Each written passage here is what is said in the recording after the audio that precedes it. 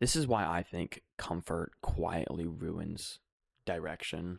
I've been thinking about why a lot of people feel stuck even when their life looks comfortable. I think comfort slowly removes direction, and most people don't notice it happening. Really quickly, comfort is not a luxury. I think it's almost shadowed as that. It's pretending to be that. It's a wolf in a sheep's body. Comfort is avoiding friction. It's choosing convenience and delaying hard decisions. It doesn't destroy your life necessarily. It just makes every decision that you make smaller and smaller and smaller and smaller, right? But through making it smaller, how does it in turn kill your direction or momentum moving forward? Well, for one, comfort, there's no pressure with comfort. There's no urgency. You're just you feel complacent, right? And with no pressure, that leads to no urgency. With no urgency, that leads to no commitment. And with no commitment, that leads to no direction. I think a really good example of this is people scrolling on TikTok. They're just everyday doom scrolling, complacent, complacent, complacent. I'm not saying you can't scroll on TikTok. That's not what I'm saying at all. I mean, I scroll on TikTok. I mean, most people scroll on TikTok.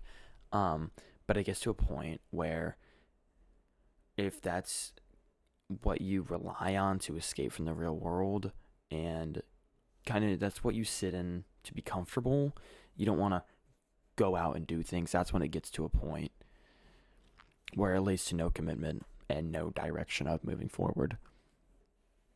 Another thing is flaking, right? I hate people who flake.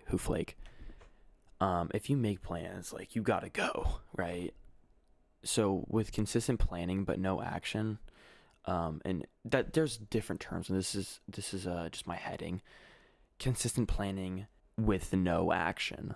One example, like I said, flaking. You plan, and you're like, yeah, let's go do this, and then you don't end up going. You're getting outside your comfort zone, or you're not getting outside your comfort zone. You're sitting in your comfort zone, your shell, your little turtle shell of where you feel most comfortable, and that's not good.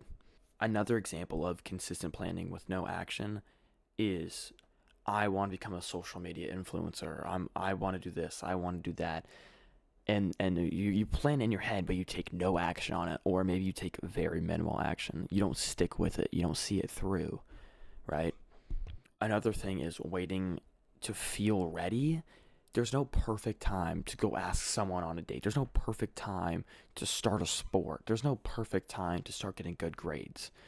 It takes action and not waiting till the perfect time to go do something. I think people defend comfort for a couple of reasons.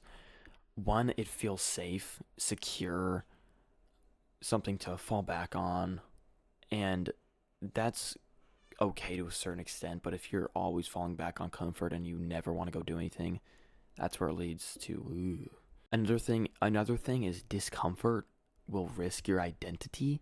And what I mean by that is if you don't show your true colors, if you don't put yourself out there who you really are, that you're risking your whole identity. You're faking who you are, and that is not good for your mental health. For one, for two, like you're just not gonna be happy. And comfort will feel like peace until you realize that nothing is growing, nothing's growing, nothing's coming from sitting here doing nothing.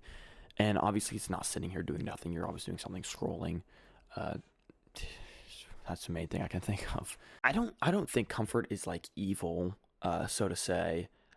I think it's dangerous when it becomes the normal, the default, and direction will usually show up in the moment comfort stops being the priority. So once you step outside of that shell of you just sitting there being comfortable, that's when you get addicted to success, right? You realize stepping outside my comfort zone is not so bad. Putting myself out there is not so bad. And then comfort in turn will stop becoming the priority.